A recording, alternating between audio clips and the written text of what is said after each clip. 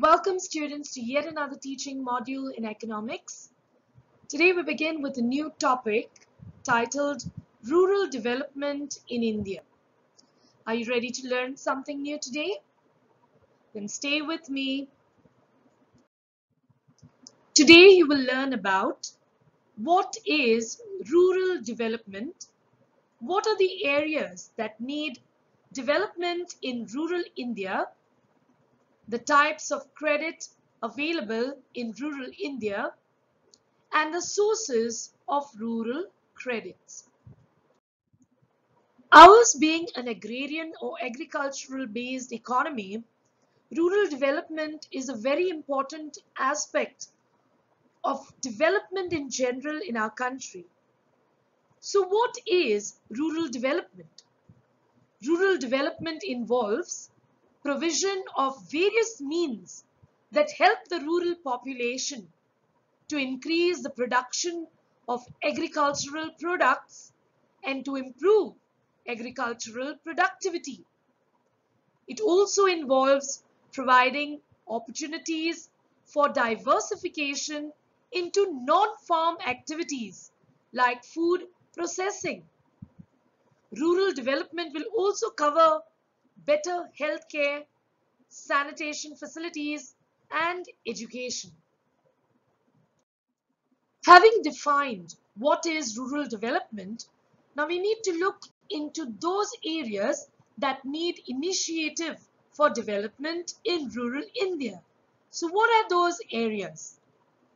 First, the development of human resources, which includes literacy, especially female literacy programs, skill development, health, sanitation, and so on. Secondly, land reforms and development of productive resources of each locality. Thirdly, infrastructure development like irrigation, electricity, credit facilities, marketing, transport facilities, construction of village roads, and facilities for agricultural research.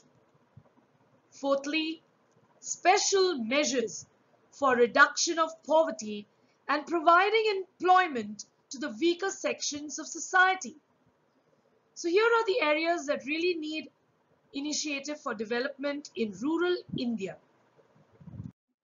Now let's look into why credit is needed by agriculturists in the rural areas.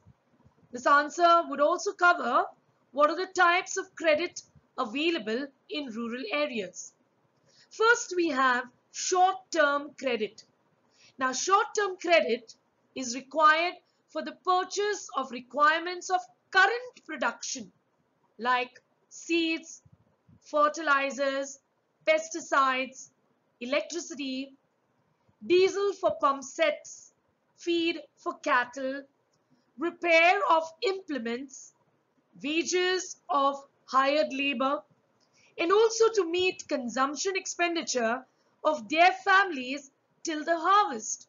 You know that the time period between sowing and harvesting is a long one.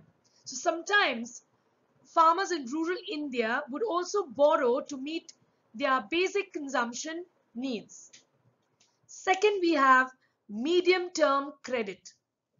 Medium-term credit is required for purposes like buying cattle and implements or tools, to undertake digging of wells and other minor irrigation works, and for bringing about general improvement to the land.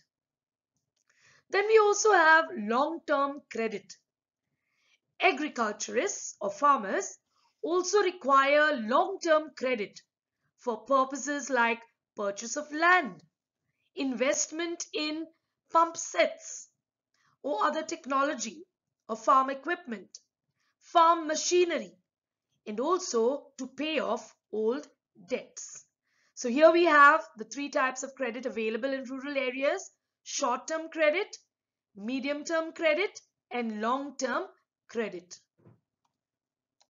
Next, let us look at the sources of agricultural credit. Where does agricultural credit come from? Or let's examine the role of important institutional agencies that offer rural credit in India. The first one we'll take is cooperative credit societies. Now these societies advance loans or credit to the farmers at reasonable rates of interest. They contribute nearly 30% of rural credit.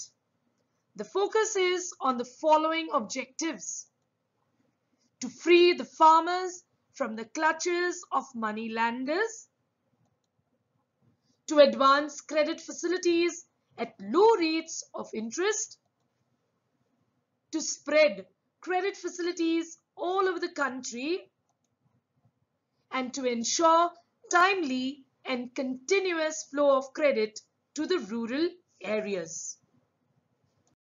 The next very important source of credit to rural farmers is the State Bank of India. Now, the State Bank of India was set up in 1955 with a focus on rural credit.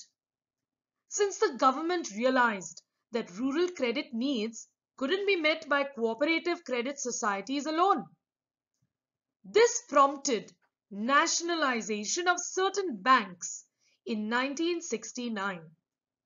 The nationalized commercial banks were directed to give credit directly to the farmers as well as indirectly through cooperative societies. Here we see in the illustration the SBI Kisan Credit Card, for example, which is a way, one of their schemes or policies to lend a helping hand to poor Indian farmers. The next source of agricultural credit is the regional rural banks and land development banks. Now, these banks were set up to provide credit to the remote rural areas and backward districts. These banks operate at the district level and are under obligation to focus on credit needs of weaker sections of the rural population. Where land development banks are concerned, they provide long-term finance to agricultural farmers. Mortgage is created on the land. Even 50% of the market value of the land can be given out as loans to farmers. The fourth source of agricultural credit is the National Bank for Agricultural and Rural Development. Nabard was set up in 1982 as an apex body to coordinate the activities of all institutions that are involved in rural financial system. Nabard makes available short-term financial assistance to the state cooperative banks and rural regional banks at concessional rates of interest. Why? For financing crop production, marketing of crops, and purchase of distribution of fertilizers. It already provides long-term credit for a period of 25 years by way of financial assistance to the LDBs, SCBs, and RRBs for agricultural investment under approved schemes. Schemes covered are minor irrigation, land development, farm mechanization, horticulture and plantation, animal husbandry, dairy development, fisheries, construction of warehouses, and so on. So we see that Nabard is committed to the development of rural areas by way of providing financial assistance. So today you have learnt about what is rural development, what are the areas that need development in rural India, what are the types of credit available in rural India, and of course the sources of rural credit.